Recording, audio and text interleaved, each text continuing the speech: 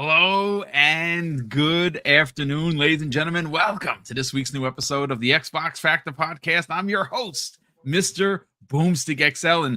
And pardon the red face. I just finished working out. The hair mohawk isn't done. I just popped out of the shower. Listen, we got to do this. We got to do it live, but I got to get my workout on as well. It's hot as hell here in New York. It is going to be 5 consecutive days of 90 degrees.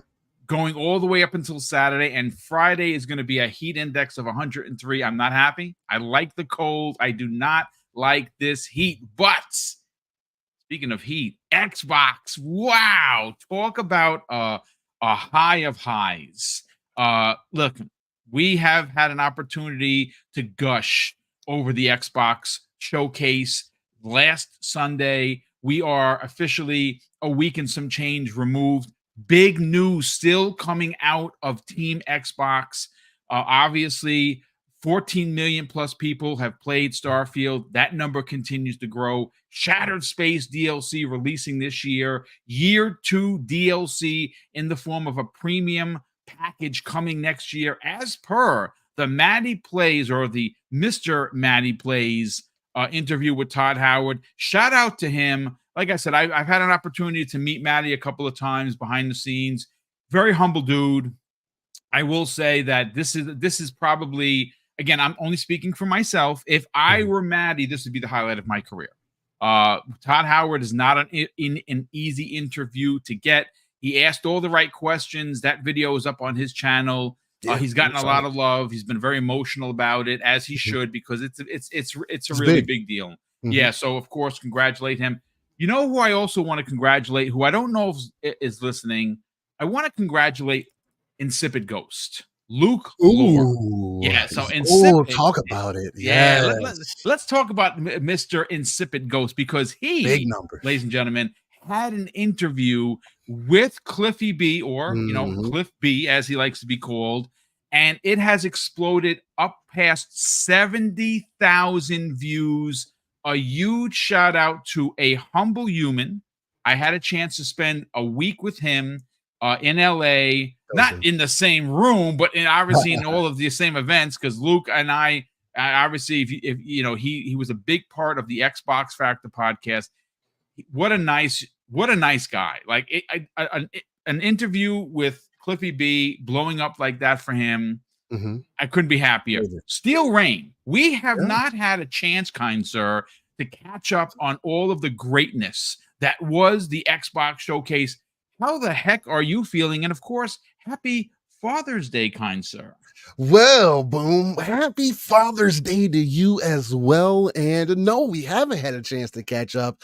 And there's so many interesting topics, subjects, games that I like to think about here, that I've put on my list for sure, that I think we'll be able to bring into the conversation today, along with Starfield. I think, again, correct me if I'm wrong, Boom, but I might have misheard you, because I think there's been 25 plus million people who've played Starfield, and I think something here recently was going on with that 14 million number. I could be wrong on that. I think I misheard you. I took off my headphones for a second. No, again, just based on the 14 million number that I got, and maybe I'm wrong. If I'm wrong, I'm gonna actually go look and correct that, because that actually came out of the interview where it was 14 million people. But it's got to be more than that, right? Like, yeah, I thought there was, because I thought there was some smoke that they had put out earlier about that. I think what he was saying, there was 14 million people playing their games right now, or something like that. I don't. And again, I could just be misquoting that. Either way, he did come. We pieced that together. Excuse me. In that interview that he did with Mr. Maddie Plays. And no matter how you feel about Maddie, I see some people in the chat mentioning it a little bit. No matter how you feel about Maddie, he is a gamer. He is very passionate. He is the Bethesda fan that I kind of looked to at one point. From the outside looking in, because I'm not the Bethesda fan. I'm more so, I would say I'm the newfound Bethesda fan, but more so with mods for sure. Every time I see more and more mods out there, I look back at my Starfield playthrough, and as much as I loved my time with the game, over almost 150 hours in it, Man, would it have been great to play as Master Chief? Oh, Man. But a great, yeah, really man. appreciate it, man. Much love. So I pulled a story that I actually had pulled for the show, VG I got it Charts, too. which I love. I love the Mhm. site over there. It was written one day ago by William D'Angelo. So shout out to William D'Angelo. He's an author, not an author. He's a journalist that I enjoy reading his stuff. Yes. So here's the confirmed numbers. Starfield tops 14 million players, and each one of these players have an average of over There it 40 goes. Okay. hours per person. That is a pretty big That deal. is huge. So Yeah. yes, 14 million players in total, growing, and this is up from December of 2023, where they announced they had 13 million players. So it's been a Gotcha. Okay. million since December. And I think live supremacy actually, he gave me the correction that I was looking for, that I probably was more so speaking to. Live supremacy in chat says 14 million people playing Starfield and 25 million people playing their games. Ah, very good. That's what it Okay. was. Okay, so perfect. So appreciate that. Live supremacy always doing good work out there. But Indeed, yeah, he man, it's does. good. It's really dope to see all the great moves that are happening in the industry right now. As I mean, it's crazy to think though, Boom. Like, I thought Xbox was going out of business in 2026. So why? So Yeah, me why does too. any Me of this too. matter? Yeah, I mean that's the rumor. But much I love, man. see what you did there, kind sir. Listen, thanks so much for joining us. It's great to have you back in the seat and get your hot takes and opinions. Jamie Absolutely. Moran, obviously, we haven't had a chance to really catch up. Well, here we are. Jamie. Obviously, we're going to get into the Starfield topic.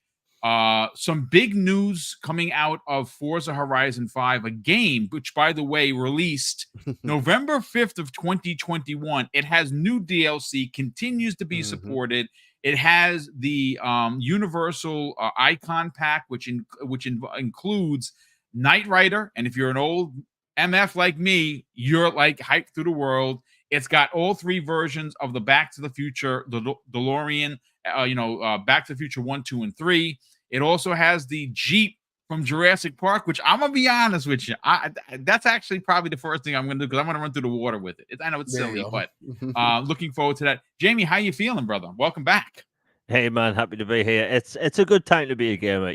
Like Stale It Rain is. said, Xbox was meant to be on its way out, Yes. but here we are, and in June 2024, and a few months ago, the community was in the worst place possible, and now everyone's hyped. There's a bunch of games coming, updates to existing games, and the future's bright, man. It's an exciting time to be a fan of Xbox and gaming, and Xbox has a roadmap, which is exciting, which we can all talk about, because that's the whole point of gaming and stuff. So it's a good time to be a gamer. I'm looking forward to talking about stuff.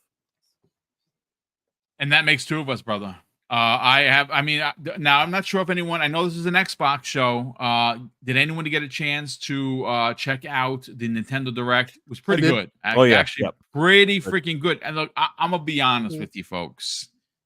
That Capcom collection is, we all played all those fighters. I have them on every system. I have them on the Saturn. I have them on the Dreamcast. I have them on the Xbox. There is one game there that blew my mind. That was the Punisher side scroller. Holy shit! I'm buying it just for that, and I'm gonna buy it on every console, because I love beat 'em ups, and you know what I'm Mhm. waiting for? Aliens versus Predator. Now it's a game I play usually on my Raspberry Pi, which is, obviously it has a bunch of mods for Bunch of games, yeah. ROMs. They have only released that game once officially, and it's a ginormous fighting stick that says Capcom. It's as big as wide as me, like this, and it's the Capcom logo with fighting buttons. I like that. I don't want to have to plug that thing in. That thing is enormous. So, Capcom gods, please, for the love of Joe, there's a new Alien movie releasing. Can we officially get? If we can get the Punisher, can we get Aliens versus Predator? That is the end of my rant. Look, gentlemen, I want to jump right into something that is making the rounds. Now, this obviously comes the way, Steel Rain, of Tom Warren of the Verge. He posted this yesterday. Now, look, I think it's safe to admit, without slander, without being pointed or overly, opinionated, that Xbox's marketing for a very long time, specifically when you look at Xbox Game Pass, has been nothing short of poor. Right. Now I don't understand with the kind of money that Microsoft has, the talent pool is pretty much limitless. Mhm. So a couple of years ago, and I believe it was about 2 years ago, they rehired a gentleman who was the the Xbox chief of marketing. His name is Jerret West. Well, Mhm. he is no longer heading that that part of the business. He Mhm. is departing Microsoft and he's heading over to Roblox, which good luck to him. Now, if you're unfamiliar of who Jerret West is, he isn't a no name. He comes from a lot of success, and the most success that he had seen, and the reason why Xbox decided to bring him back for Mhm. the Xbox Series part of the business was during the Xbox 360 days. He was in charge, and let's call a spade a spade. The marketing for the Xbox 360 back in the days was tip of the spear. Yeah. Well, it hasn't been good, to be quite honest with you. So we got some information, and obviously shout out to Post Up, which I believe is going to be joining us tomorrow evening Mhm. on Primetime Gaming. Try to post up. He has an update to the marketing changes that are coming the way of the company. And this is Okay. what he has to say. The Bethesda publishing marketing team, led by Erin Losi, will move to game content and studios, reporting directly to Matt Booty. The One Player Games marketing team, including Xbox Game Studios and Mojang, led by Aaron Greenberg, will also move to games content and studios, also reporting to Matt Booty.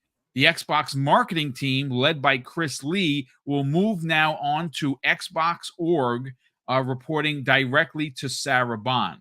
So, Mm. what it appears is that they're starting to circle the wagons, so to speak, and tighten it up a bit. Because look, if there is one criticism, and for years, the one criticism, well, they've had quite a few, has been first party. It's safe to say that after the last couple of years, they have fixed that problem. And this last showcase is basically the exclamation point that Xbox has games.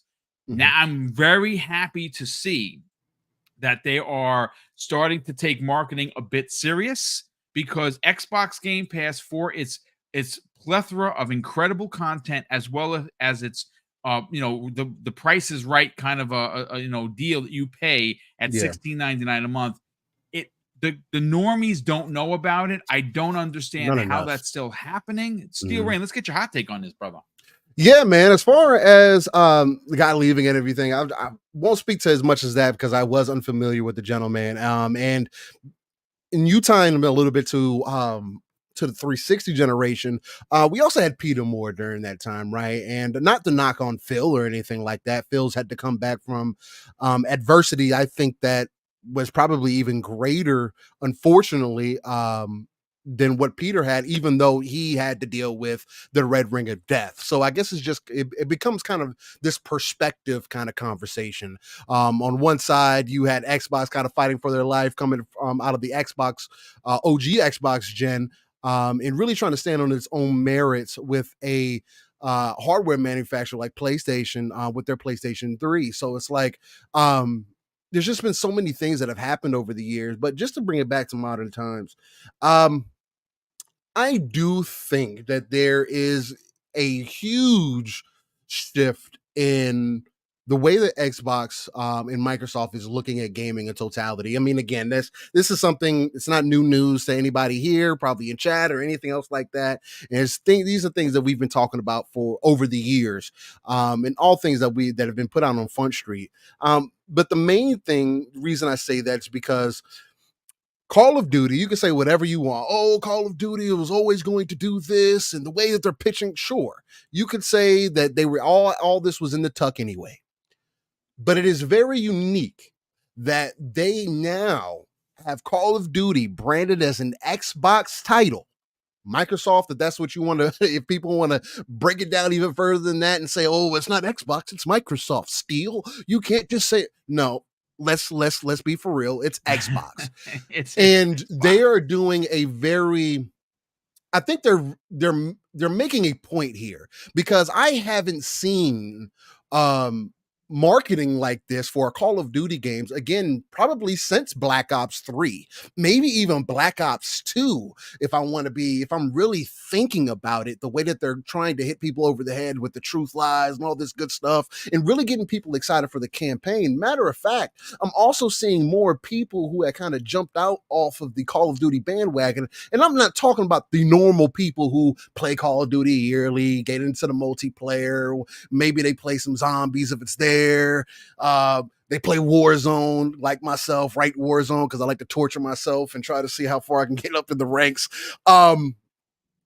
There's a lot of people who saw what we got recently and said, you know what? I kind of jumped off of Call of Duty. I didn't really want to pay $70 for multiplayer, blah, blah, blah. But now they're willing to pay $30 for that special pass, or for that special version of Black Ops 6, because of possibly what they've seen from the campaign, mainly also the omnidirectional movement. But there's just a bunch of additional things that have seemingly been moving in the right way. And off of this most recent showcase, it wasn't just Call of Duty, because I think that was one of the main reasons why they started it that way. And again, Call of Duty is going to be number one no matter what at this point. But it was just unique to me to see Call of Duty kind of say, hey, it felt to me like, hey, now that we don't have to worry about our own finances, we have Microsoft kind of helping us out with these. Now we're more of a team, quote unquote, versus how we were before under Bobby Kotick, a little bit more free flow, a little bit more people, maybe a little bit more, well, not a little bit more, for sure, more stressed out with all the allegations and things that we've been hearing about over the years.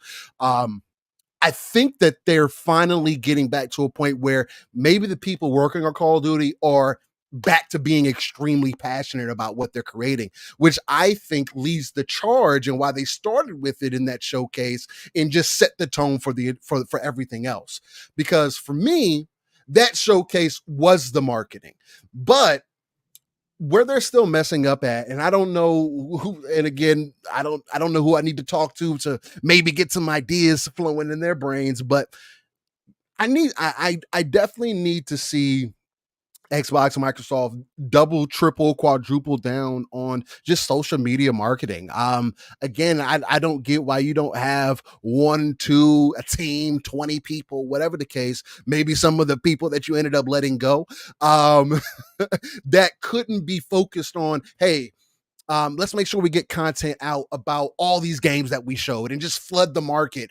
Our TikToks, YouTube, Twitter, Facebook, all these different social platforms about everything that was shown here and give out as much information. So for an example, like the Cliffy B interview, yes, Xbox isn't tied with that anymore, but that is still the OG creator of Gears, right? It's part of the reason the coalition is going back, because you put the coalition in the middle of a franchise that they were coming to understand. And yes, they were passionate about it and they loved Gears, which is why they changed their entire identity from Black Tusk to Coalition. But still, like, how would you feel, although you might have been good at your previous job, at your previous company, when you step into a new company, there is going to be different things that you got to go through, different steps, different people that you got to get familiar with. There's so many other things that are part of that conversation that you have to consider.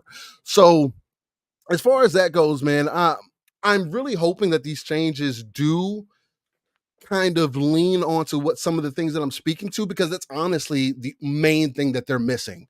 I don't see it enough from Sony, but I do see it more from Sony on these other social media platforms. Yeah. But that is how you reach that wider audience that you're looking for, or at least make them aware. And again, especially with games that are in Game Pass right now, I need to see more people maybe digging into YouTube, shouting out some of these creators. I mean, again, they're not paying them. It would be nice if they did, Yeah. but you're not paying them, but I bet they would love for you to at least hit them up in an email, say, hey, such and such, hey, boom, I saw you got some Halo gameplay. Is it cool if we use your gameplay to run a reel or whatever? You know what I mean? Yeah. Like, I think getting in that bag, especially if they do decide to pull back on the communication sides a bit, because of how back and forth it's kind of been, the ship has been very rocky as far as consistency has been for criticism. And I feel like they're going to start pulling back a little bit. I think that would be the best way to kind of make up that space and say, hey, you know what, we're not going to just talk about it anymore. We're just going to be about it, and we're just going to constantly show you. So that's what I'm kind of hoping is going to happen from a lot of these changes. That's what I'm kind of feeling is going to end up happening. Maybe not that specifically as much as I would like to see that, but I do think that they're hearing the audience, they're hearing the crowd, and they're saying, hey, we finally delivered again, bumper to bumper, it was a nonstop showcase. Best showcase of this year thus far, bar none. Nothing is even remotely close. And that's not even just me being a fan of Xbox. That's just me being a fan of games and everything that was presented there. Great point, dude. There's just so much content. And I'm talking about AAA type content that people always say, hey, well, where's Xbox and the AAA games at, bro? What about those high quality production titles? Hellblade wasn't good enough, man. You know, it was too cinematic. It was real easy, although I played on easy mode. You know, it didn't have enough combos, bro. You know, that's kind of, you're still getting some of that energy, but Xbox is just slapping people in the face with content. So that's kind of what I'm expecting to see. Hopefully that end up making that turn towards that direction, and we'll go from there, man. So you make a lot of great points, dude. I think like, for instance, here in New York, I don't really travel the 5 boroughs outside of going to get Mrs. Boom because she works in the Bronx. I don't go to Manhattan. My prior job made me hate the city. I hate it. It's too congested. But I am going to say, though, I keep my ear to the floor. I'm always watching the news. I got to tell you, consistently in Times Square, which, for a lot of people is where you want to go if you're visiting New York, the Call of Duty Black Ops 6 ads have been everywhere. Ridiculous. I've seen it on buses. I've seen it on billboards. Obviously, if you're driving down the highway, a lot of these highways have these digital billboards that are constantly moving. I've seen it there. The marketing for a game that does not come out for another couple of months has been relentless.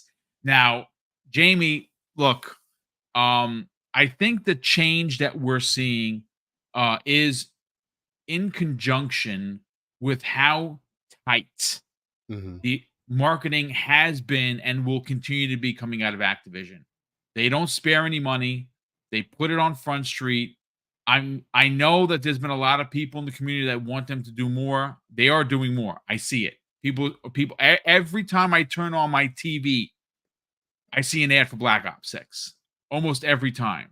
It's even when I'm watching YouTube videos, I see it running in the corner. Not so much the ad because I have YouTube Premium, but you see the little thing rolling, Call of Duty. It's here, there, and everywhere. I like I said, without trying to, pile on the rabbit, so to speak, the one Achilles heel that has been, I think, troubling Xbox for years has been their lackluster marketing. And it's been very inconsistent, like Steele was saying.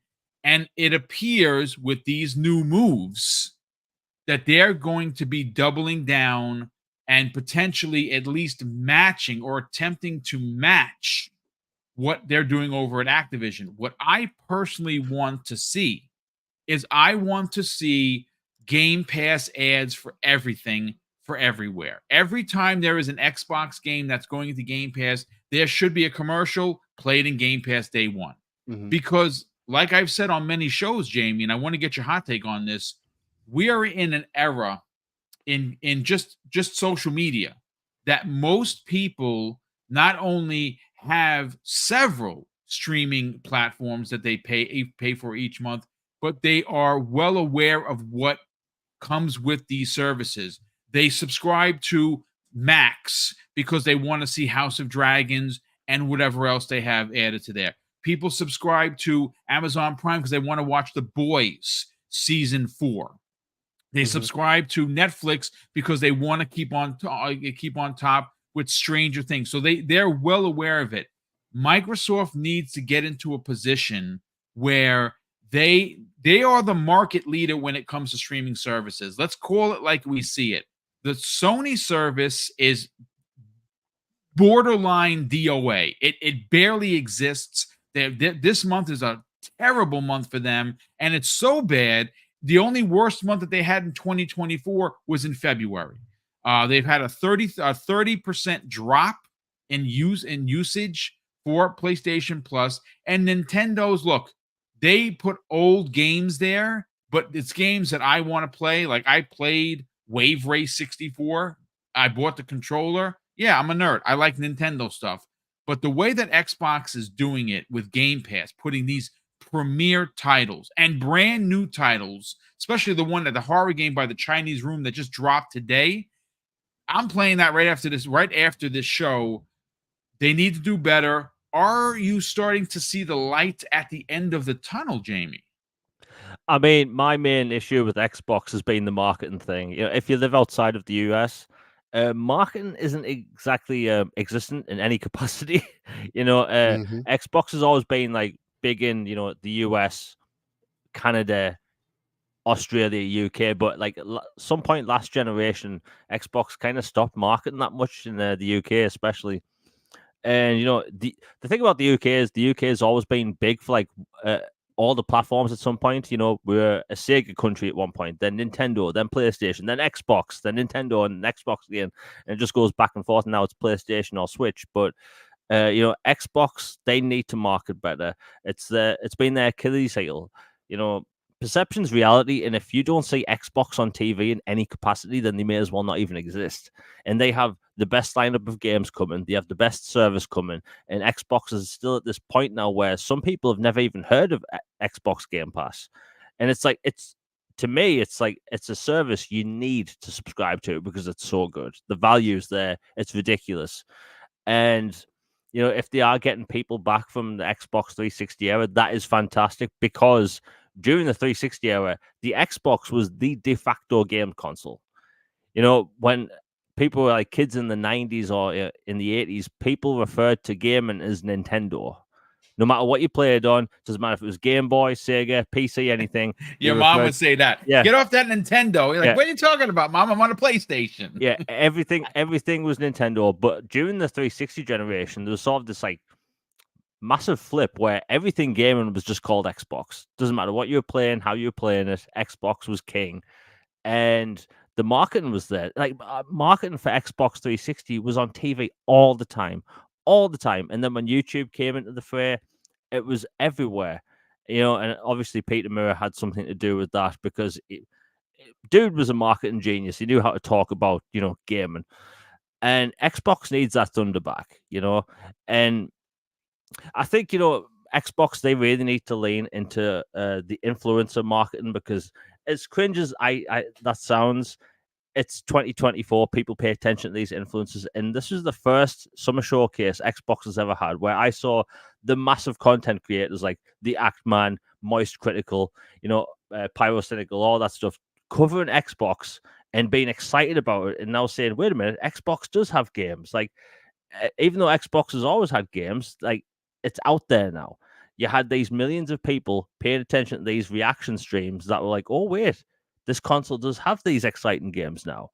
And, that's great for Xbox. But when it comes to like the marketing thing, like people always talk about Xbox doesn't market games. They did the whole thing with Hellblade. And I've noticed over the past few years that in Warner Brothers games is a very good example of this is where they spend basically 1 month up until the release of a game to do the marketing. They did like Hogwarts Legacy was the biggest game last year, but they only start marketing it the month of release. Like a lot of people forget that, but that is just like a modern tactic for marketing, and it saves on money. But people in like this weird TikTok generation where they have the attention span of a peanut, so like they just want to move on from one thing to the next. True, dude. And like that's where this whole marketing tactic comes from. So I understand why people come out and say, "Hey, we want to see Hellblade marketing," and it's like 2 months away. But in reality, it's like no, like people really only pay attention when the game releases that month. And then you have Activision. Now, they do not care about how much money they spend on marketing. Like Call of Duty has no competition. It just doesn't. Call of Duty is the best playing military first person shooter in the world. The game modes, the gameplay, everything about it is great. And Black Ops has a very specific fan base that loves those games. You have the zombies community that have been wanting wave-based zombies forever. And like that trailer they put out last week during the Xbox showcase is the #1 highest viewed trailer of all time on the Call of Duty YouTube channel. Yes, sir. I think it's 56 million views. Now, they did miss out on a treat by not putting Game Pass in the end of that version of the advert, which they should have really done to get the message out there. But like Call of Duty marketing is insane. They can learn something from that. You know, Bethesda, Xbox, and Activision all have their own marketing departments. They're all different. Would it be cool to see Xbox do Activision style marketing for everything? Yeah. Will it happen? No, but they can learn from it. And Activision marketing is the best in the world. Even in the UK, there's Call of Duty advertisements on buses, bus stops, trains, everywhere. Like even in my little city, Durham, there's advertising all over the place whenever there's a new Call of Duty coming out. So like all the stars are basically aligning for Microsoft, and if they sort of like mess it up, like which I don't see how they can, you know, they have all the great games coming out this year. They have a roadmap. Think about this. They have a roadmap. A platform has a roadmap. It's exciting.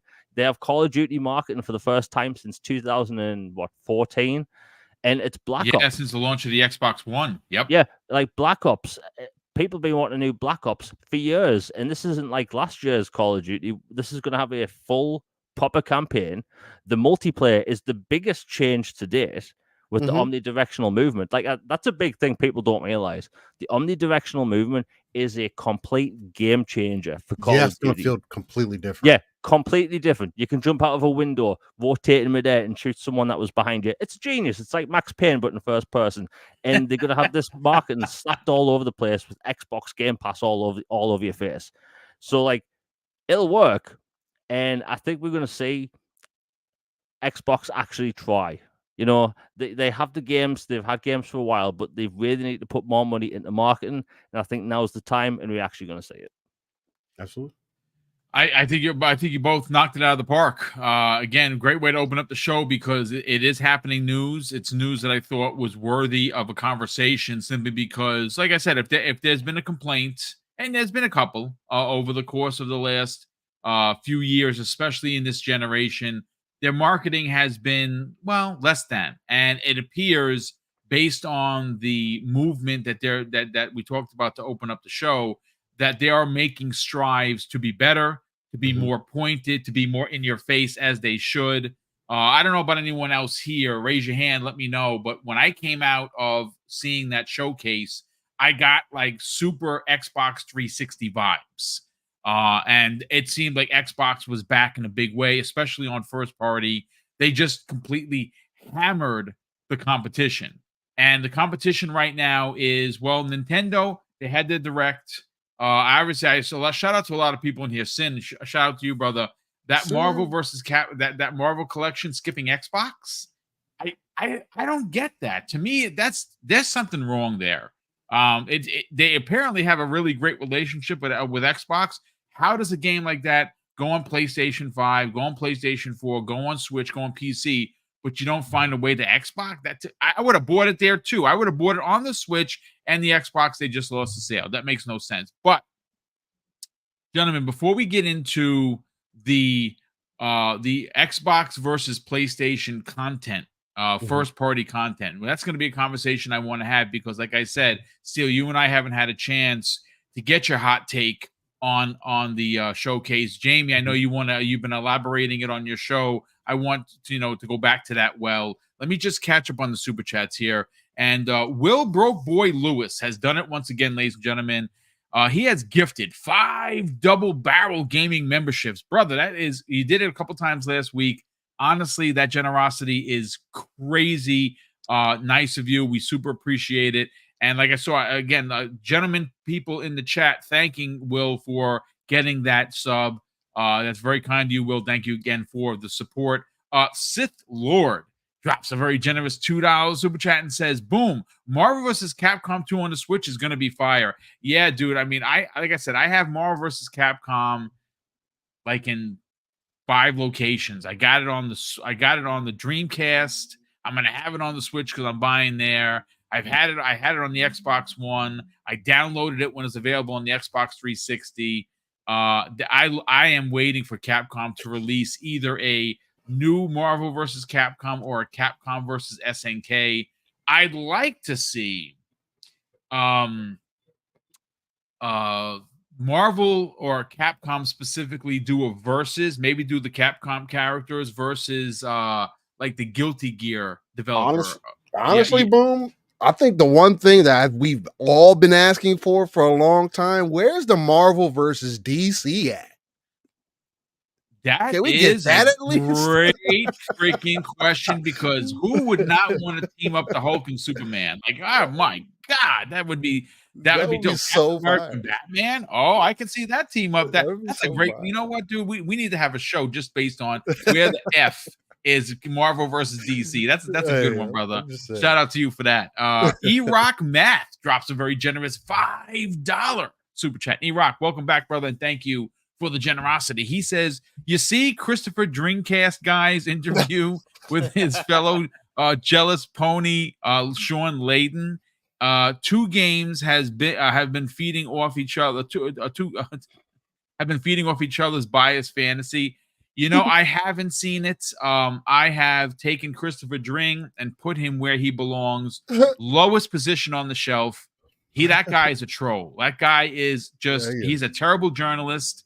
He's a troll, and he's not even a good writer, straight up. Like, I read his stuff, and his whole thing with Astrobot beats out Doom was such a farcity. I don't even know. That's why I called him out on it. He has me blocked. It's fine.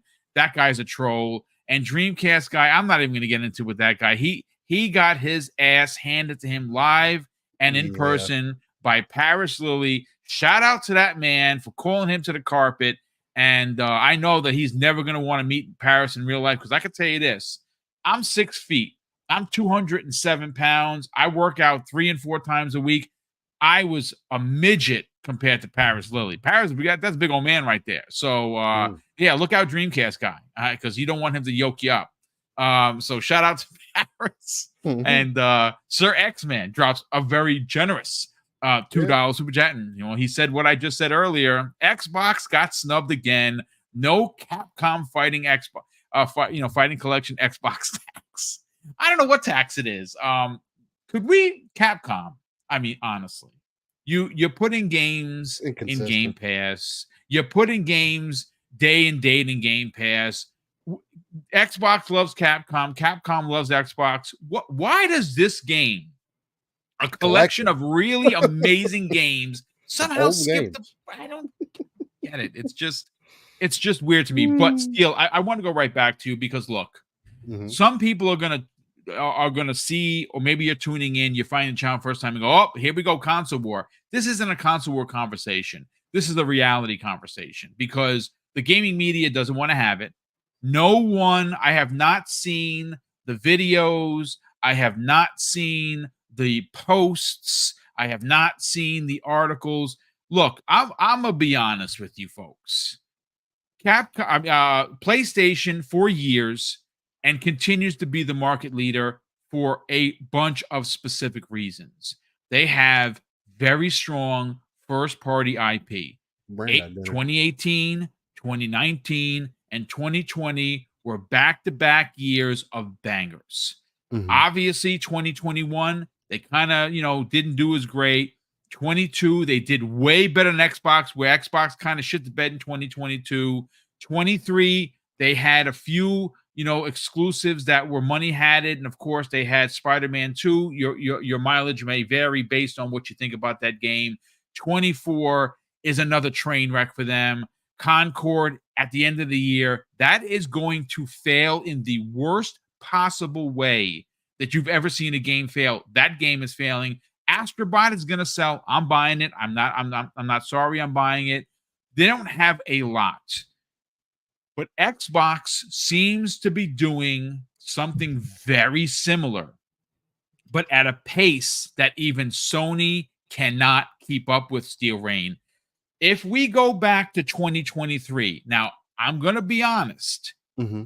I'm not saying that everyone should love motorsport. I'm not saying that everyone should love Hi-Fi Rush. I'm not saying that you should love Starfield, but those are three games that in the same year of 2018, 2019, and 2020 for Sony, they put those put any three games together.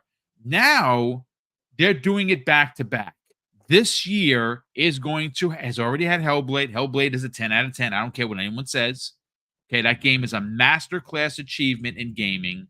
You got Indiana Jones. You got Avowed. You got 33 Immortals. You got Towerborn. You got Flight Sim. There's a couple of RTSs coming on the back end. Aura, History Untold. There is a lot dropping for Xbox. And again, based on PlayStation logic, Stalker 2 is an Xbox exclusive. It's only available on PC. It's not available on PlayStation. So you can count that if you follow their logic. Xbox is dropping it like it's hot, but it doesn't end there, Steel, because 2025 seems to be almost, it doesn't even seem fair, to be honest with you, how many games they have coming. But when you look at Blue Team, well, where are the articles about what Sony is doing? Where are the journalists? Because, they're always very concerned about Xbox and their well-being. Where was the concern for PlayStation? Where are the articles, the interviews, the videos, the opinion pieces? There are none out there. Let's talk about Xbox versus PlayStation, and specifically this showcase versus State of Play. Well, Xbox showcase versus the State of Play, it's not even a fair comparison. It's almost like it's almost how the Celtics blew out the Mavs. Unfortunately, 4-1, man. You nearly choked there. Yeah. That was, I had to throw that in there because that threw me for a complete surprise, and I'm not even a super sport fan anymore. So it was just like, really? I thought it would be a little bit closer than that. Just the same way I would expect for games to be a little bit closer today as far as competition goes, but we don't get that either. But anyway, yeah, man, just as far as comparison, showcase to the State of Play, I mean, you can't even compare the two. Xbox came and outdid everything that they were supposed to do, even without Call of Duty there. They could have put something else. They could have put something else there, and it still would have hit all the marks that it needed to hit. Again, it's another year of them saving that E3 time that we still hold near and dear to our hearts, right? I talked to y'all behind the scenes a little bit with you, Boom. It was like E3 was an event that I always looked forward to ever since I was a kid, right? Just the hype around it, the energy around it, the feel that you got just watching it, right? And I want to be able to relive those moments. And that's one of the number one things that I miss nowadays is that back and forth competition. It wasn't, oh, we're going to wait 3 months, 6 months. Oh, I'm going to give you this showcase that has VR games that we told you that we're not going to support VR like that because it's not meeting the metrics that we're looking for. There's just so many different things that are at play that you wouldn't have seen previously, at least in a competition sense. It would have been much more visceral that, having one person having Xbox have their show and PlayStation say, oh, really? Well, here's these hopes and dreams even. And I thought that this was going to be something that PlayStation was going to lead with, knowing that it was going to be a little bit weaker first party for them. But fortunately enough, PlayStation has done so well as far as brand power and marketing and all those good things, especially as a hardware company, that when they don't have software, they can rely on second and third party. And because not everything is on PC day and date, you still are able to speak to those fans who are looking for that, oh, well, what's exclusive to my console, right? But I think people are starting to realize, and even people that are within that fan base, because it's something that we on the Xbox side have been quite used to for some time, right? Xbox has been working on them making sure to bring games to more players in more ways, especially the PC, earlier on than anybody else was considering. And if people don't want to consider that as an exclusive in the way that Xbox considers it to their ecosystem, then I don't know what else they need to do to prove to you. Them releasing games years later after the fact, again, you see Sea of Thieves right now, the top of the charts on a PlayStation network.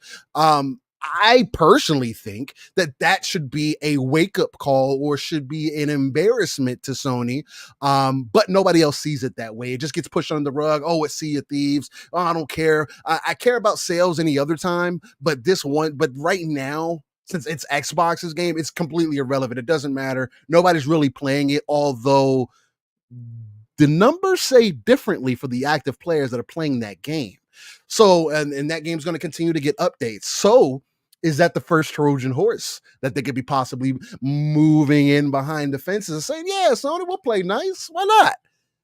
To start shifting that mindset, start shifting the mentality when you start seeing this publisher. And again, this is a position that Microsoft should be in as Xbox. You should be able to hit all of your competition on the head after all the money that you have spent to finally, the way that you push back to Sony is not doing this exclusive business anymore, as we see that they're not. It's Xbox, it's mobile, it's wherever you can get into access to the Xbox ecosystem. It should be about the games. What games are you giving me a reason to be in this ecosystem? And even to the point that you were making with 2022, Boom, with that being a weaker year for first party Xbox, I still will continue to say, I don't care what nobody says. 2022 was still a strong year for Xbox Game Pass. And when for you Game take Pass, that, absolutely, dude. Absolutely, they delivered. Yep. and you have to take that into consideration. I get that doesn't fit into the exclusive narrative and the specific game that speak to your platform. And look, I hear that.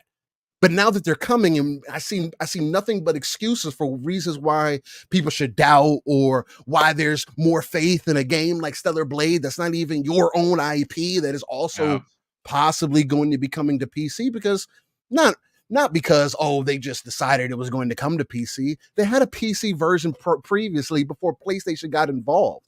So that was already on the table. PlayStation now has trophies on the PC ecosystem, on PC. So it's like things are moving the direction seemingly that Xbox has kind of laid out the red carpet for. And it's getting more and more interesting because now you see Xbox spend all this money. You see them drop the showcase that they did, with the list and the lineup of games. Again, I think people are looking at indie with rose-tinted glasses, and I can't even lie and say that indie didn't at least impress me more than it did previously. Am I considering still playing it day one?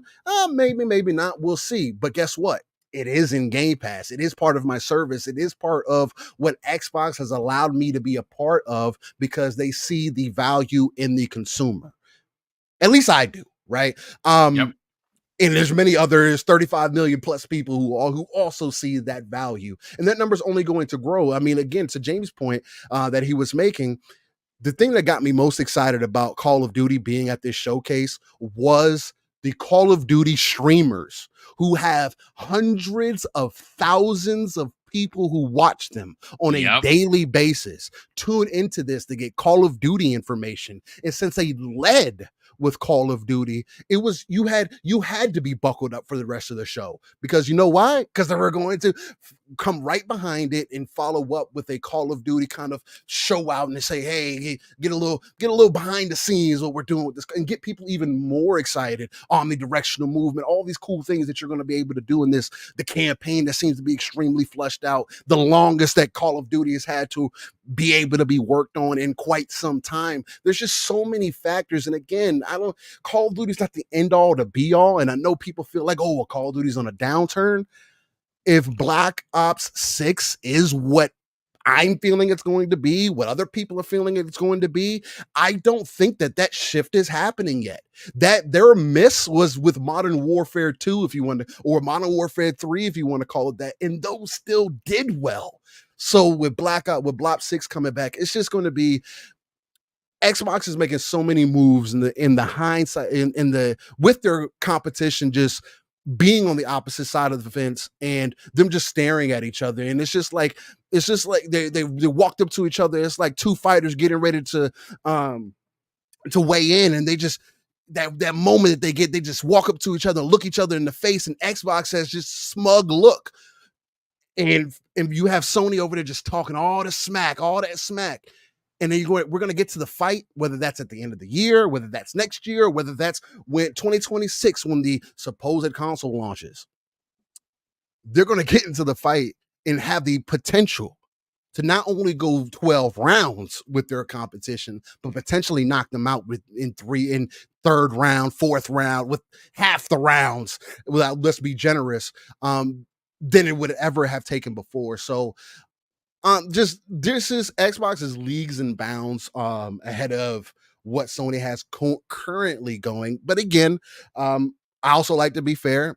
Sony still hasn't given me personally a reason to invest in their ecosystem, not as much as Xbox has. And mind you, I'm using the word ecosystem for a reason. That is the thing that Xbox has always done well for me, and they've done this since 2001. With a little bit later than that, when they made it more official with Xbox Live.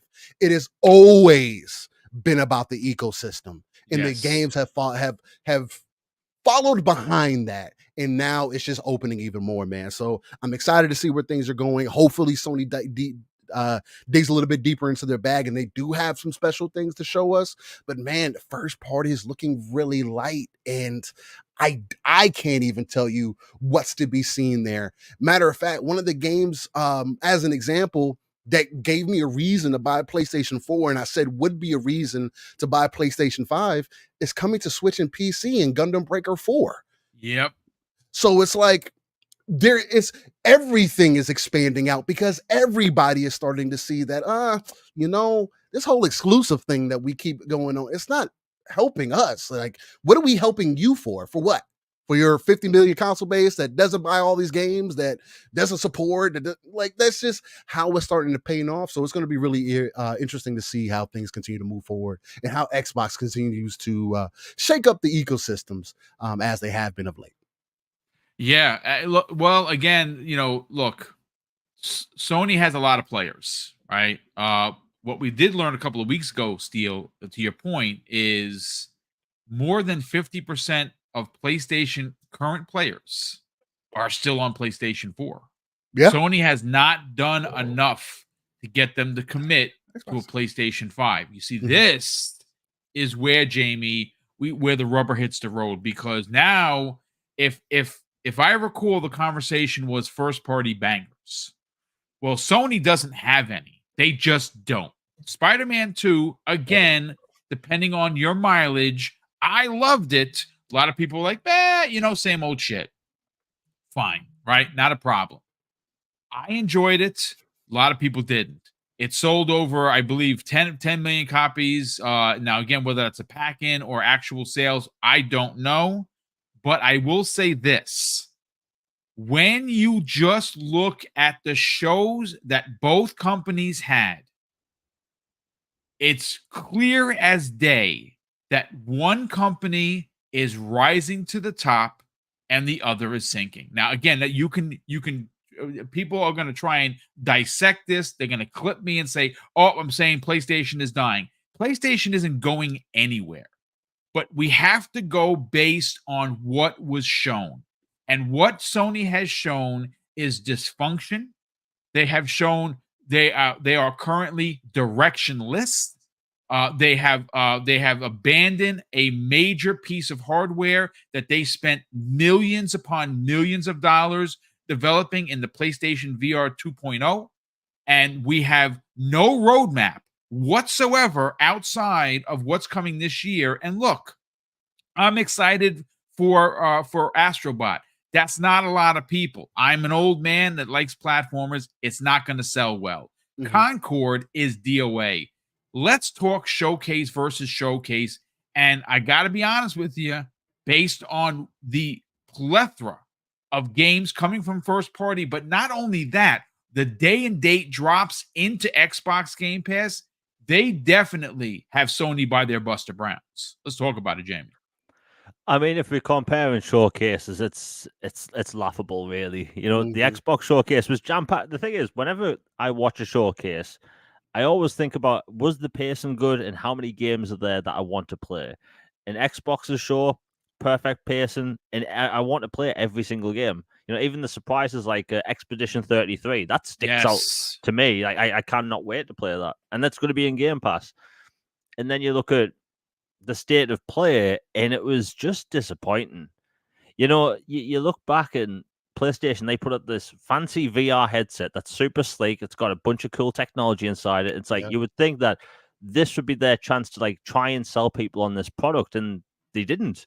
I mean, I probably is for the same time in the life cycle that the Xbox 360 Connect had more exclusives than this VR device. It's crazy, and you know, people, no matter what, just say Xbox has no games, and then you watch that state of play. That was embarrassing.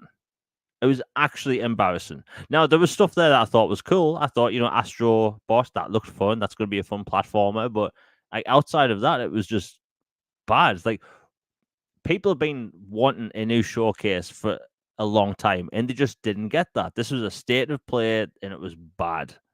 And then you have Xbox, like a week and a half later, come out with not just the best showcase by Xbox ever, the best showcase ever. Like it's made a lot of detractors go, maybe Xbox does have a lot to show.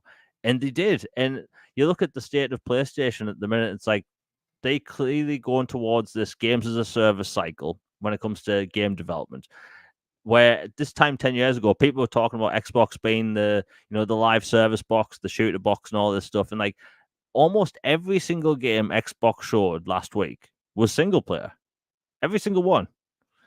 You know, and it's like how things have changed. And you see a lot of PlayStation content creators come out and say, you know, they talk about some super secret showcase, or they're talking about Xbox games that they want to come over or might come over.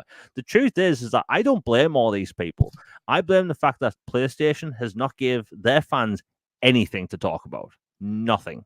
They keep talking about a PlayStation 5 Pro, which hasn't been announced. They keep talking about a mythical showcase, which hasn't even happened. And like, every time there's a disappointing showcase by PlayStation, doesn't matter if it's a state of play or not, we see people in the media, people coming out saying, oh, I've heard that there's going to be another showcase in September.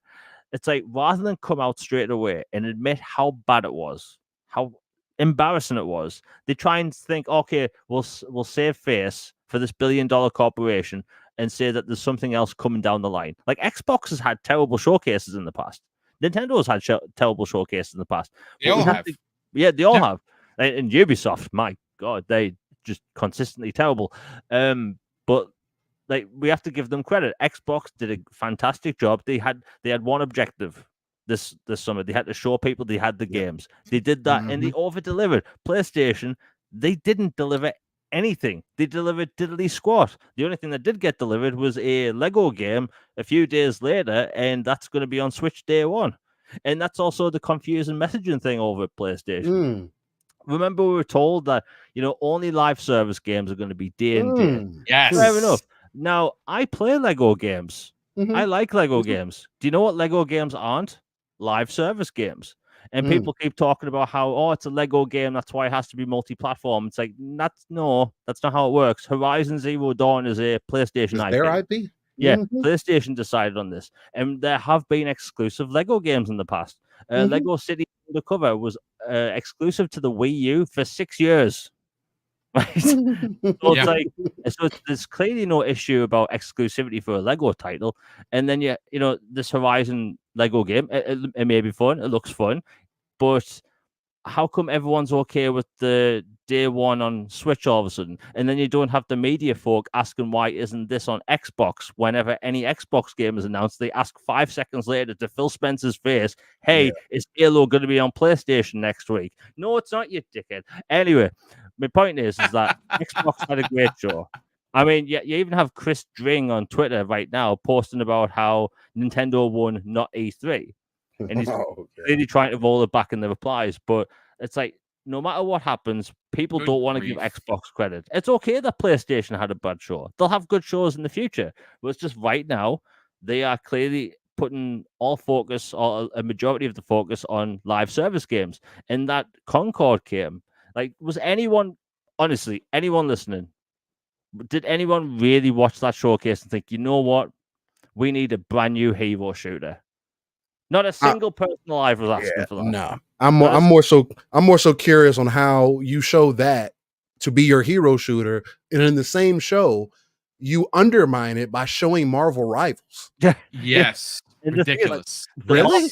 Really? the Marvel Rivals game is going to have cross-platform multiplayer, so you have a way bigger player base. And it's like, I think it's going to be one of those situations, unfortunately, that it's not going to stay around for like a year. We see this all the time. These live service games that don't, pick up steam, they'll get shut down after that a game year. is dead. Yeah, and then the studio unfortunately gets shut down. But like, if I was a PlayStation fan or a PlayStation content creator, I would be asking Sony, where the hell's the games? Because one, I don't play live service games, so that's Concord out the window. The Lego game's going to be on Switch. Why aren't we asking? Why is this day one on other consoles? Why isn't this on Xbox? So from that, their state of play was confusing. The messaging doesn't make any sense. Where's the games? But on Xbox, they actually brought the heat, and all their games pretty much single player, which for me is bloody good.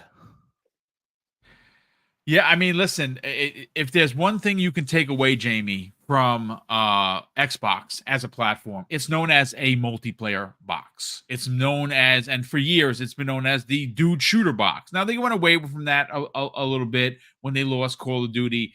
That's obviously changing in the marketing and the messaging right now. Obviously, when you look at what Sony is doing versus what Xbox is doing, it's pretty interesting where Xbox is currently finding themselves in in the marketplace. Because think about this for a second, gentlemen. Mm-hmm. Xbox has Halo, has Gears, it's got Call of Duty, it's got all of the Activision stuff, all the shooters there. It's going to turn into the shooter box again, right? Mm-hmm. Interestingly enough, they seem to have a really good grasp on the gas game market, right? Sea of Thieves, if you didn't know, folks, and I'm here to remind you, last month for May was number one, the number one game on PlayStation 5, right? You know what the number one game on PlayStation 4 was? Minecraft. They're making money hand over fist in the gas game business. Now, what has been, Jamie, you just said it, missing from their portfolio is single player, story driven, adult themed experiences that you've seen mostly on PlayStation. Those have dried up, folks. Microsoft, specifically Xbox Game Studios, is hitting on all cylinders. They have first party single player games, they have first party multiplayer games, and they have first party gas games, and they have the market. Now, granted, they're not the market leader yet. I don't know how long it's going to take to turn around, but I can say with full authority that once this holiday comes, and obviously they've already marketing Call of Duty, they're going to drop the console price. They're going to slap Call of Duty Black Ops 6 on the boxes for sure.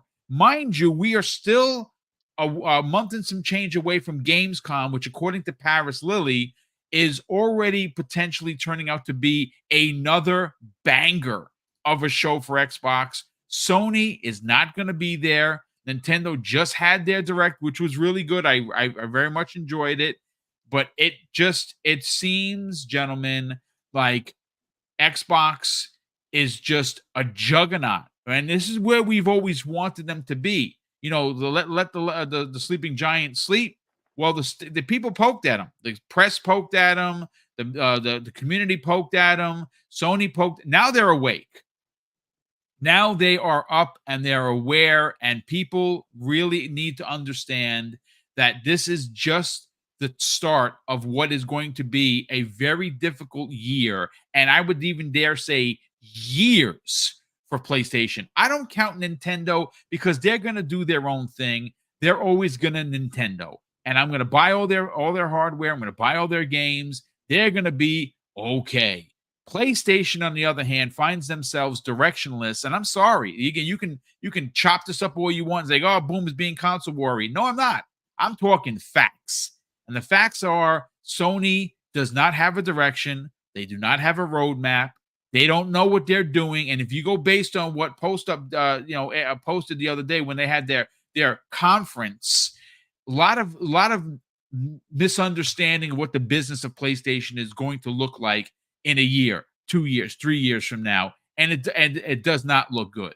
But anybody want to add anything additional to the conversation? Steele, you want to drop a couple additional bars? No, I don't have anything else to add on, man. It's just it's super dope to see the industry be where it's at right now. We're in such a time that is unprecedented. We don't know what direction the true direction moving forward is, like we did in previous generations, right? We kind of had an eyesight. Yeah, this generation happened like this, so next generation is probably going to be something similar, and then all the way up to the Xbox One and PlayStation 4 generation, we had some idea.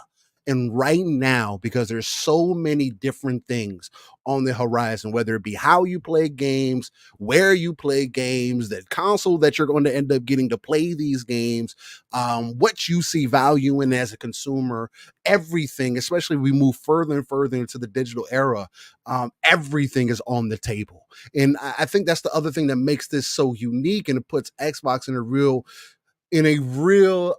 prime position if they end up going about this the right way. Because no matter how we talk about it, there is no right that I think that we can come up with outside of, hey, you guys did this whole Game Pass thing.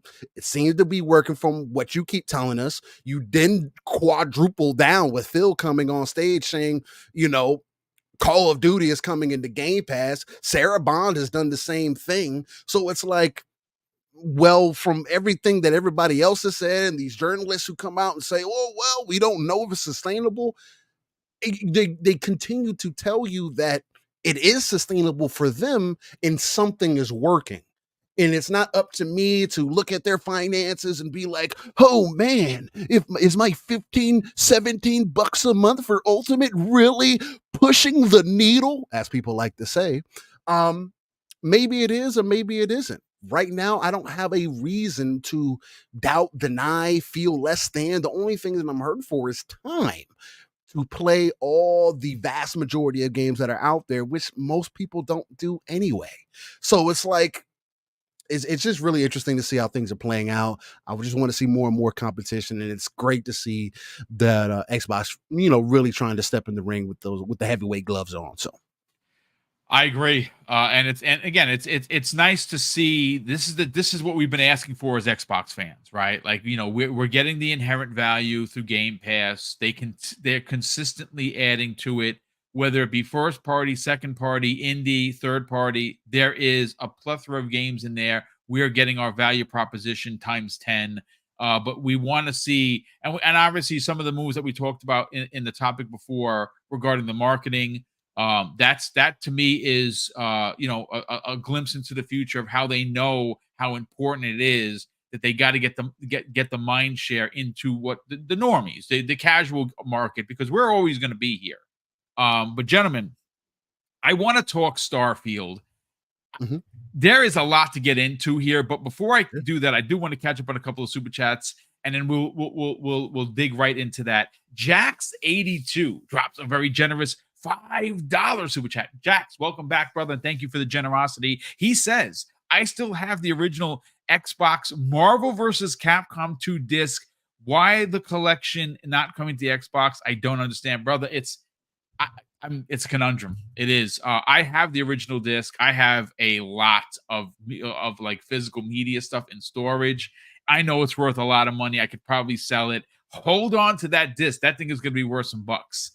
Sir X-Men says, check your DM. I sent you the video for the game from Capcom USA. Yeah, brother. As soon as the show is done, I will definitely be checking that out. Torino Johnson, hey, brother. Thank you so much for the generous $5 super chat and welcome back. He says, Just some support, Boom. Buster Browns. I haven't heard that since the 70s. Yeah, I'm old, brother. Nobody even knows what I'm talking about. Buster Browns. That was a shoe store back in the days. We're old. Torino understands. Thanks so much, Torino. Sir X-Man with another generous $2 super chat. Sir X-Man, love you, brother. Thank you for the support. He says, would pay $100 for Capcom versus Fighter on Xbox Truth. I love fighting games. I got two really premier fighting sticks. I have the Street Fighter V one for the PlayStation 4, which I don't even know if works. It probably works with the PS5, and I have the Killer Instinct one from 2013 that they released with the game. It's worth a lot of money. Still works. Yeah, I definitely got to get. I have those in storage. I definitely got to get a new fighting stick. But yeah, I agree. We need more. We need more Capcom fighters, and Capcom, stop skipping Xbox, man. That's just gross. And lastly, Decado. Hey, Decado, what's up, brother? Thank you for the outstanding $5 super chat. Decado says, Lawbreaker says hi to Concord, and it's holding them a seat. I see what you did there, brother. What was the one by Ninja Theory that came and went with the Dodo? Bleeding Edge.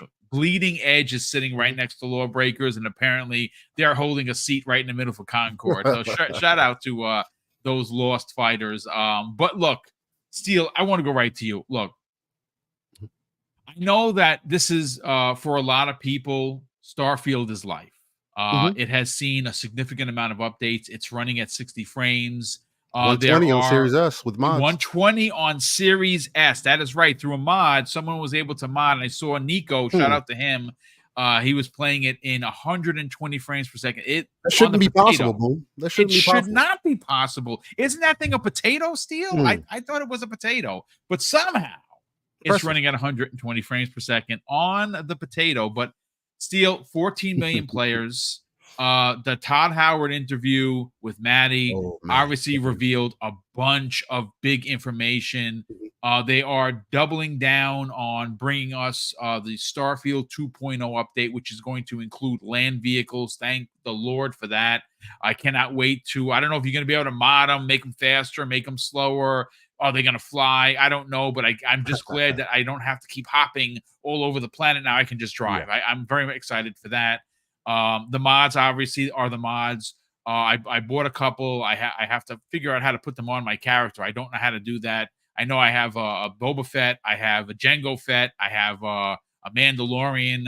I'm hoping that's, like you said, someone does a Master Chief, because I will definitely rock a Master Chief armor. But out of this, we learned a couple of things.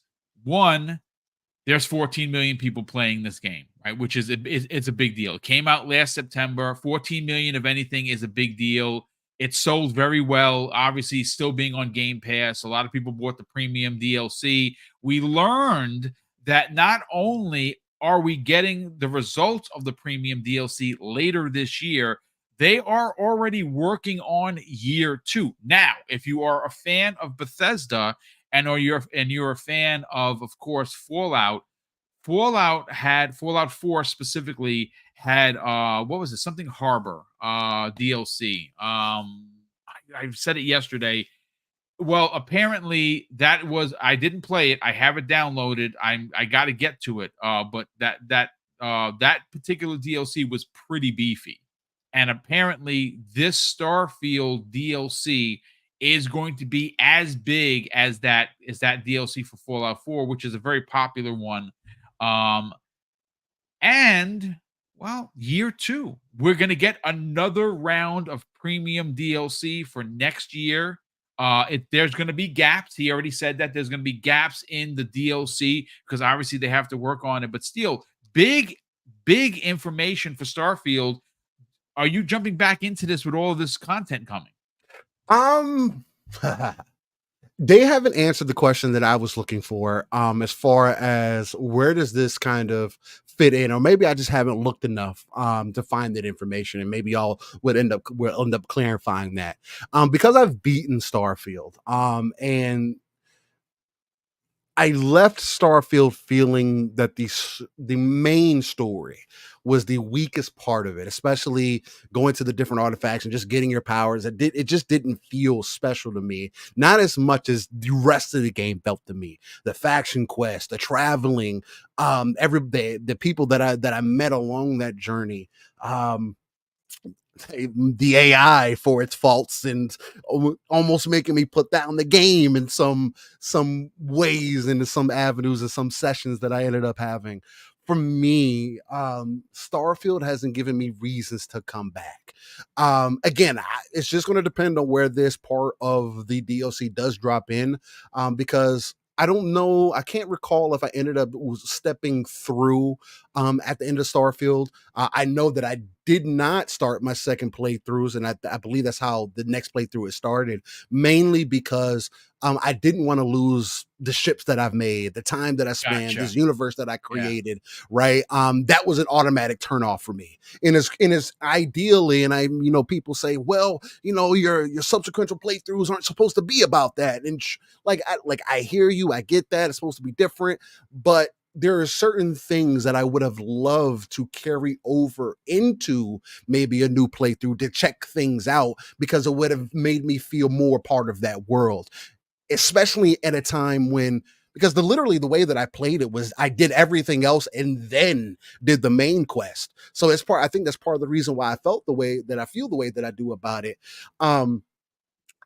But I wanted something to pull me back in. I don't know if this is necessarily that. Right now, I still think that Starfield, for me, I'm satisfied for what it was.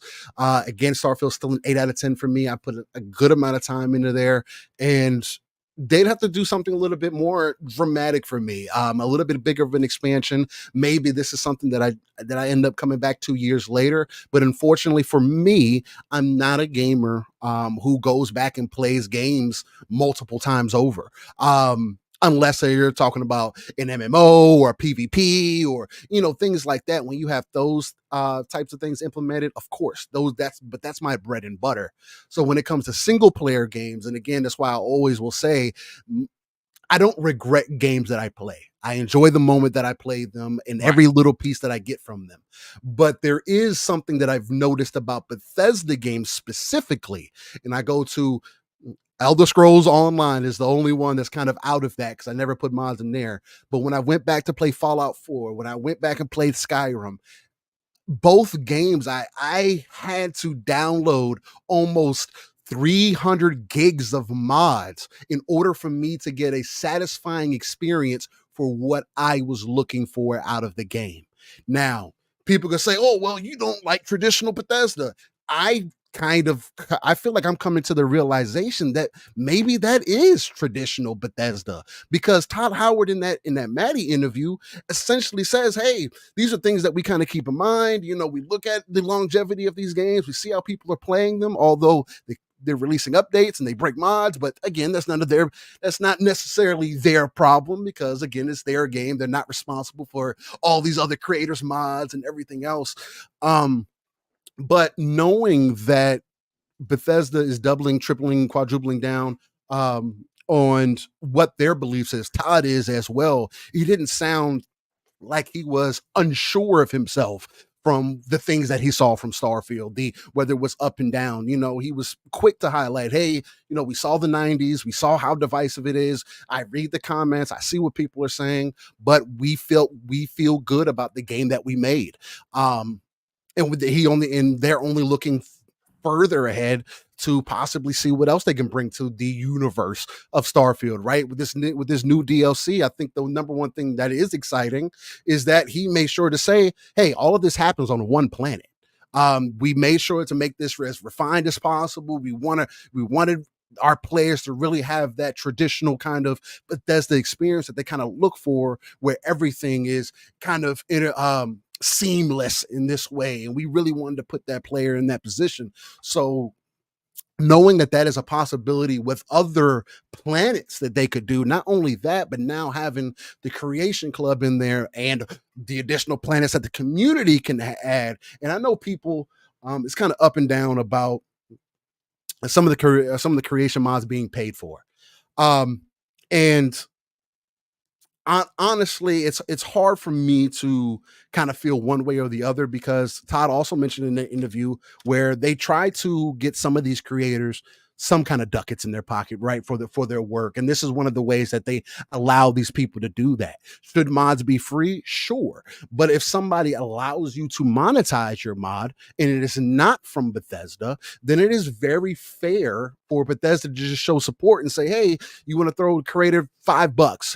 Hey, you get a Halo skin for your character. I don't necessarily see what's wrong with that, because you're supporting, well, we would hope that it's supporting the creator, right? And that creator could move on, and maybe he ends up working for Starfield, making special character cosmetics and whatnot, and different gear, and really taking that next level, as we know that Bethesda tends to do. So it's just Starfield is a very interesting game to me. It's one of the first Bethesda games that, like, outside of Elder Scrolls again, online, where I played basically vanilla, and really helped me understand why people love what Bethesda does, why what they bring to the table nobody else really does, and why that's special. So yeah, man, I mean, I love everything that I got out of a Starfield.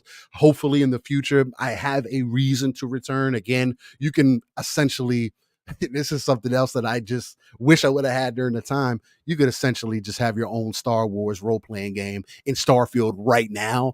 And that's also something that's just super dope to see. Run around with lightsabers, stormtroopers, all over. Those are the types of things that I think are really dope, especially in modern era of gaming, and a game that is just so open and kind of leave that choice to the player. So Yeah, the Star Wars mods you're talking about. I saw the ATST. I saw the AT-AT. I've seen a lot of stuff from Star Wars. Like like the stormtroopers running around, like literally in the towns. They're just walking around. It's pretty crazy to see. Now, I normally don't do mods because they disable the achievements, which of course I have a save put aside directly for the new DLC, which, by the way, is going to be on one singular planet.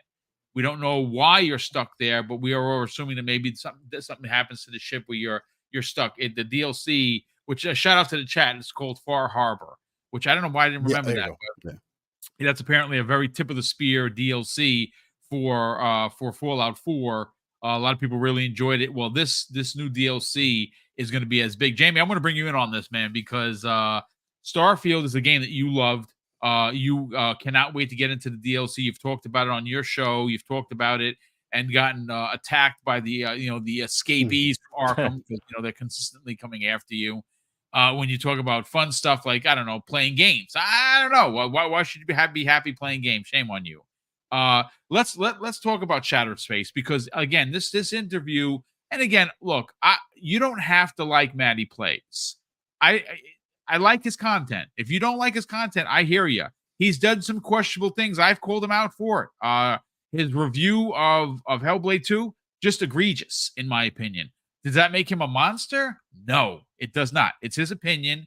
I gave it a 10 out of 10. He's probably looking at me with a side eye, like, oh, look at you, bot. I don't think he would say that, but I'm just saying that if I'm giving it a 10 out of 10, he's giving it what he gave it. We're allowed to have opinions, right? It's fine. But I think that this interview was very telling, for not so much for we're talking about what it's going to do for Matty in his career. I think it's going to be great for him. He was giddy as a kid on Christmas morning, as he should be, because Todd Howard is a legendary, iconic developer. To sit down with him for 10 minutes or so, pretty big deal. But I want to talk about, Jamie, what happened during the interview. And that, of course, is, well, we learned some big information about Shattered Space. It is going to be on a singular planet. It is going to be more detailed, more pointed. It is a story that is going to encompass one of your crew members that a lot of people really enjoyed. We have learned that there is going to be more premium DLC for year 2. We are getting the 2.0 update. Again, I think right now, Starfield is in a really great place, especially if you are a Bethesda fan who enjoys the mods. I agree with Steele here. I don't think you should review bomb Starfield and giving a negative review because there's paid mods. You don't have to pay for them. You don't have to buy them.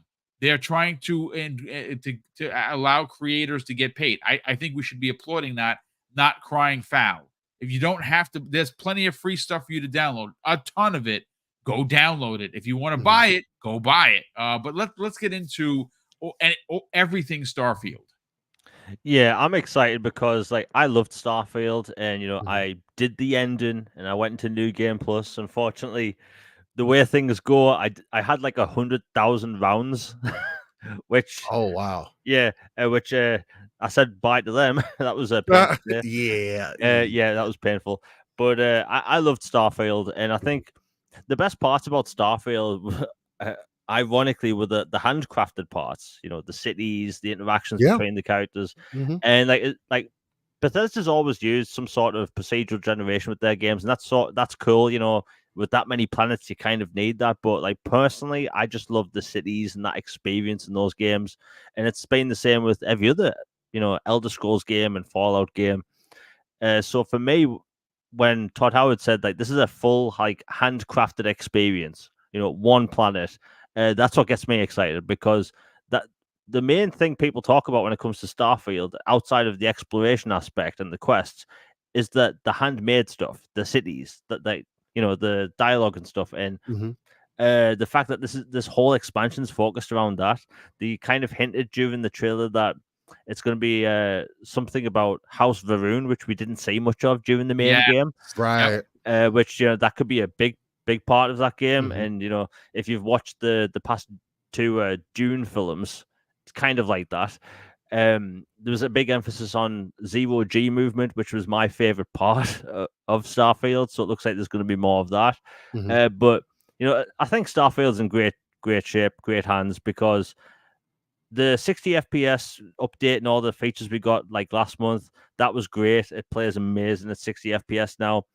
They clearly listen to feedback, and when it comes to a game this big and like many requested features, there'll probably be a bunch of those in this expansion as well. But committing to future premium expansions as well, that's a big deal, because in the past, and I'll always point to Fallout 3, that Bethesda clearly learned with each expansion, like what people wanted, what people didn't like, and they made the next expansion even better. So, like, every expansion just got better and better with Fallout 3. Same with Fallout 4, apparently. And it's like they clearly can do that with Starfield, and it's a bigger Mhm. game where they can improve on so many more areas. Oh And yeah. like they can put whole new planets in the game, new cities. Mhm. They've already talked about vehicles, and vehicles being the biggest thing, because you could be walking or slow jumping for Hopping. miles. Yeah, hopping for miles. And it's like, don't get me wrong, I like jumping in zero G or low gravity, but it's like, just give me a space buggy. I don't want to walk 5 miles. But like in a game Mhm. about exploration, like when it comes to like a game like this, there's so many different possibilities that open up by committing to future expansions. Because like Elden Ring, people thought this was only going to get one expansion. People have been telling me for like a year, oh, it's just going to get the one expansion. It's like they never even called it the one expansion. So like it's good that they're committing to that. And I think like Starfield had this wave of hate since day one. Every single post I Mhm. make about it, people Yep. hit on it. Every post anyone makes Gross. gets hit on. And it's if you watch any post by like IGN or video or anything, they always refer to it as being controversial. But no one can ever tell me why it's controversial. Is it I don't because it Ridiculous. is it because it didn't go to PlayStation? Is that why it's controversial? Is it controversial because it was 30 FPS? Do you know what wasn't controversial? Dragon's Dogma 2 being 30 FPS. Nobody gave a crap.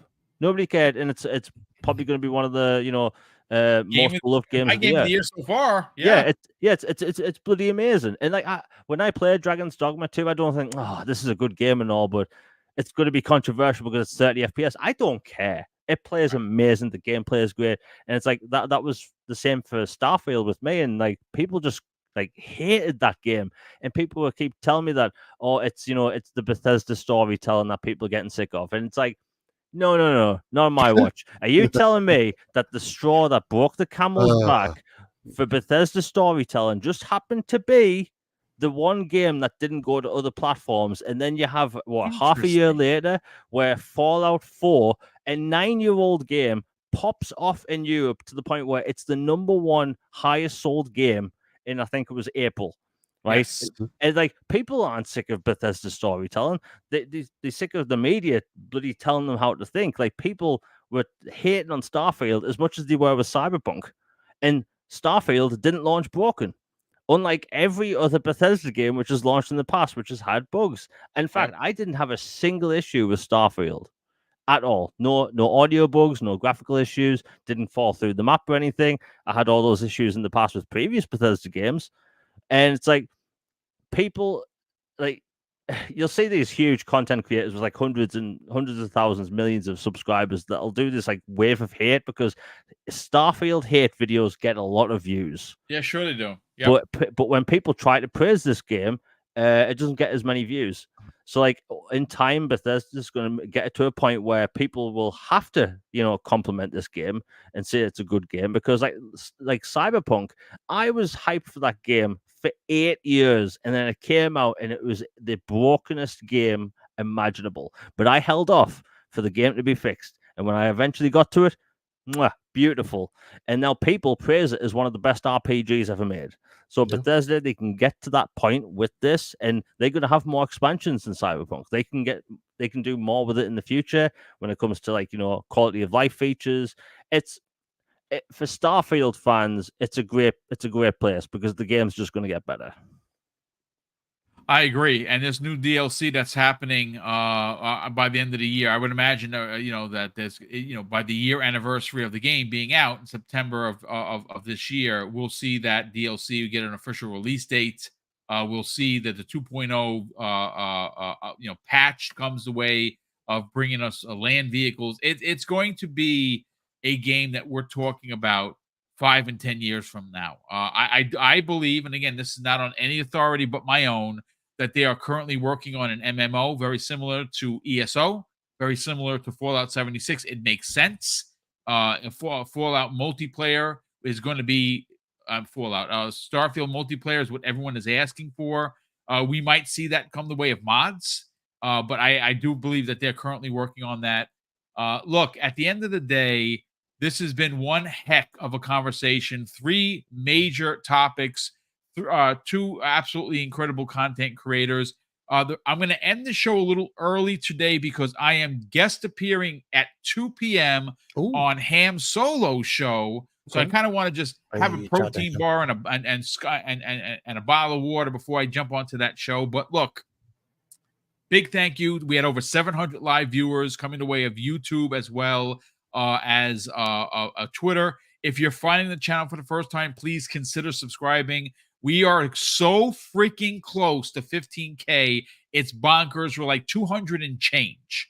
So obviously, we'd love to get there. We got a significant amount of incredible traffic through the channel. We saw, and I'm proud to say this, in an 8-day span, 120,000 views, which is bonkers for a small channel. And that's thanks to you, the viewer. Obviously, you were sharing. We had the Gears of War reveal. We hit surpassed 25K, which I haven't been able to do that in 6 years. So thank you, a big thank you to that. We do have a channel member message here from Torino Johnson. Torino, thank you for the outstanding support. He's been a channel member, ladies and gentlemen, for 9 long months. And he goes on to say, boom, there is a Halo Armor mod. Yes, I'm going to go look for that as soon as I'm done here. I saw it yesterday. Steel, he's saying to you, the expansion is a part of Andrea's quest. If you haven't done her quest yet, do it. Yeah, I did it all the way through. She was my main companion. So. There you go. That's what I'm talking about. I like her. I did not do her quest. There's only so much time in a day, but I definitely got to get back to it. I'm starting my second playthrough. I just landed on the planet. So I have a mod save. I have an unmod save. So I want to make sure that I have the unmod save. So when the new DLC comes out, I can get all the achievements there. But let's get to the outros, ladies and gentlemen. We'll start first with Steel Rain. Steel, obviously, you do an outstanding job each and every Saturday with your brother from another, Pong Soul, on Living Split Screen, 10 a.m. Eastern Standard Time, Saturday mornings. This week's show is going to be big. Let's sell your brand, brother. Where can people subscribe to your YouTube channel, check out your show weekly, and more importantly, find you on social media? Well, I'll start off with Living Split Screen. We did skip on this following week, well, this previous weekend, excuse me, due to some personal matters and whatnot, but everything is all good. We will be back this Saturday, 9 a.m. Central, 10 a.m. Eastern, and 3 p.m. UK time, live, raw, and uncut, like I like to say, and always taking that RTS perspective, because sometimes you just got to pull yourself out of the world, look at the darker crevices of that map, pull your resources together so you can not only build up your own foundation, but also the foundation for the potential 3 billion gamers that Phil and now Sarah has been talking about. But you can find me, Steel Rain. That's Steel Rain everywhere that there's a search bar.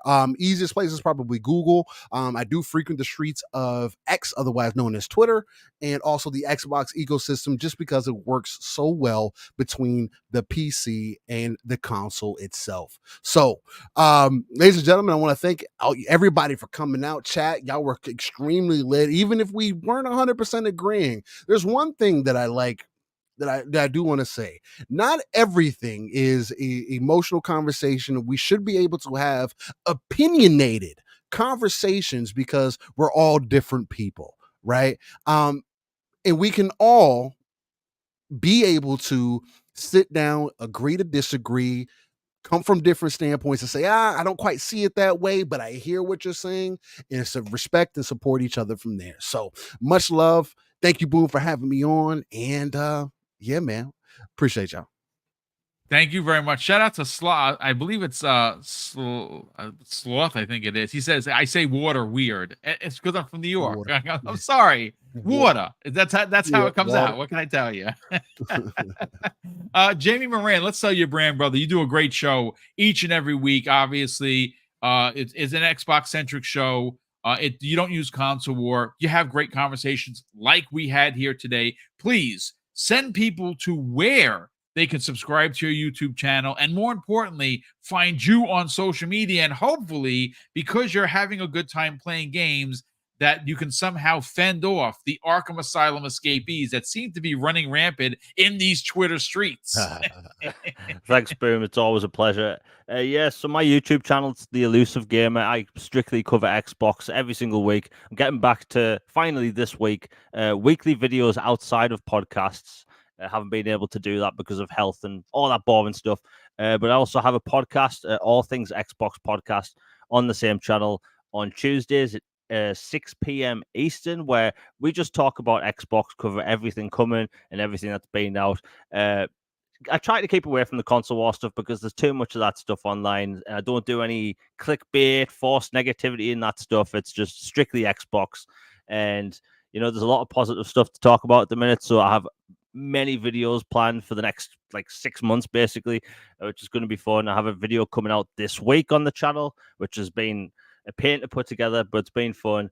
And my Twitter is Jamie Moran UK, where I just keep it gaming and, the occasional film tweet. I listen, brother. You guys do great work, and shout out to Sloth. I know you just messed with me, brother. It's perfectly fine. Listen, I get that all the time because I'm from New York, and I do have that weird accent. It's weird, but I love you, brother. Thank you so much for being here, Sloth, and of course being a part of the chat. Listen, at the end of the day, Xbox is in a place where it's exciting. It's the future is incredibly bright. You don't have to be a troll to enjoy what's happening in gaming. I mean, just look at what happened with Nintendo. Outside of the Capcom stuff not coming to Xbox, that was a great show. I did pick away a few things from the Sony showcase that I will be buying as a gamer. But keeping with the flavor of Xbox right now, they are hitting on all cylinders. Xbox fans have a lot to get excited about. The year is only halfway done, and we have a ton of stuff. And do not forget, thanks to Paris Lilly, he kind of put it out there on the socials that, hey, Xbox held some stuff back because they couldn't fit it into the showcase, because originally this was going to be an over 3-hour show, and they cut it down to 2 hours, including Call of Duty, which means that we are going to get some pretty big reveals at Gamescom. Apparently, it's turning out to be a much bigger deal than originally anticipated. More great news for Xbox. Maybe we'll get some release dates. maybe we'll even get, when they're dropping all of these Activision games into like all of the Call of Duties and all of their other games into Xbox Game Pass.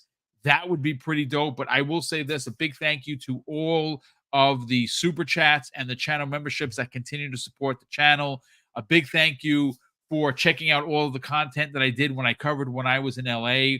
I mean, record growth. We had over 300 new subs in a 28-day period. That is a really big deal for a small channel. And again, if you are still here, hit the like button, share this on social media, and of course, I'm going to close out the show with something that's incredibly important to me. Hopefully one day it'll be important to you. And that's something that my dad taught us when we were kids. And he would say, Craig, treat others how you want to be treated. Also, it doesn't cost anything to be nice. You live by those rules, son. I can guarantee you're going to have an awesome day. So take care, everyone. And we'll see you next week on the newest episode of the Xbox Factor Podcast.